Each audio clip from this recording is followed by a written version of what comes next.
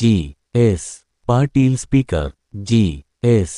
ಪಾಟೀಲ್ ಕರ್ನಾಟಕ ವಿಧಾನಸಭೆಯ ನೂತನ ಸ್ಪೀಕರ್ ಆಗಿ ಆಯ್ಕೆಯಾಗಿದ್ದು, ಕಾಂಗ್ರೆಸ್ ಸದಸ್ಯರು ಅಭಿನಂದಿಸಿದರು. ಕೆಕೆಆರ್ಟಿಸಿಗೆ 400 ಹೊಸ ಬಸ್ಗಳು. ಕೆಕೆಆರ್ಟಿಸಿಗೆ 400 ಹೊಸ ಬಸ್ಗಳ ಖರೀದಿಗೆ ಸರ್ಕಾರ ಅನುಮೋದನೆ ನೀಡಿದ್ದು, 152 ಕೋಟಿ ರೂಪಾಯಿ ವೆಚ್ಚವಾಗಲಿದೆ.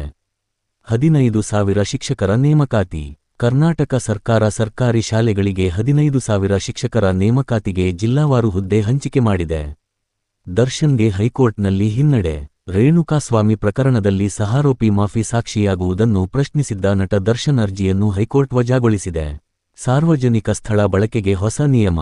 ಸರ್ಕಾರಿ ಆವರಣಗಳಲ್ಲಿ ಖಾಸಗಿ ಕಾರ್ಯಕ್ರಮ, ರ್ಯಾಲಿ ನಡೆಸಲು ಮುನ್ನ ಸರ್ಕಾರದ ಅನುಮತಿ ಕಡ್ಡಾಯಗೊಳಿಸುವ ಮಸೂದೆಗೆ ಸಚಿವ ಸಂಪುಟ ಒಪ್ಪಿಗೆ. ಕಾವೇರಿ ವಿಚಾರದಲ್ಲಿ ಕರ್ನಾಟಕ ಬಂದ್. ಕಾವೇರಿ ನೀರು ಬಿಡುಗಡೆ ವಿರೋಧಿಸಿ ನಡೆದ ಕರ್ನಾಟಕ ಬಂದ್ಗೆ ಬೆಂಗಳೂರಿನಲ್ಲಿ ನೀರಸ ಪ್ರತಿಕ್ರಿಯೆ. ಬಸ್, ಮೆಟ್ರೋ ಸಂಚಾರ ಸಾಮಾನ್ಯವಾಗಿತ್ತು. ಗುಟ್ಕಾ ನಿಷೇಧಕ್ಕೆ ಬಿಜೆಪಿ ವಿರೋಧ. ಕರ್ನಾಟಕದ ಗುಟ್ಕಾ ನಿಷೇಧದಿಂದ ಅಡಿಕೆ ಬೆಳೆಗಾರರಿಗೆ ಆರ್ಥಿಕ ಹೊಡೆತವಾಗಬಹುದು ಎಂದು ಬಿಜೆಪಿ ಸರ್ಕಾರದ ನಿರ್ಧಾರವನ್ನು ವಿರೋಧಿಸಿದೆ. ಬೆಂಗಳೂರಿನ ORR ಅಭಿವೃದ್ಧಿ. ಬೆಂಗಳೂರಿನ ಹೊರವರ್ತುಲ ರಸ್ತೆಯಲ್ಲಿ ಅಕ್ಟೋಬರ್ನಿಂದ ವೈಟ್ ಟಾಪಿಂಗ್ ಕಾಮಗಾರಿ ಆರಂಭಿಸಲು ಸರ್ಕಾರ ಸಿದ್ಧತೆ ನಡೆಸಿದೆ. ಮಹಿಳಾ ಸಚಿವರಿಲ್ಲದಿರುವುದಕ್ಕೆ ಬಿಜೆಪಿ ಪ್ರತಿಭಟನೆ. ಹೊಸ ಸಚಿವ ಸಂಪುಟದಲ್ಲಿ ಮಹಿಳಾ ಸಚಿವರಿಗೆ ಸ್ಥಾನ ನೀಡದಿರುವುದನ್ನು ಖಂಡಿಸಿ ಬಿಜೆಪಿ ಶಾಸಕರು ವಿಧಾನಸೌಧದಲ್ಲಿ ಪ್ರತಿಭಟನೆ ನಡೆಸಿದರು. ಬೆಂಗಳೂರು-ಮಂಗಳೂರು ರೈಲು ಸಂಚಾರ ರದ್ದು.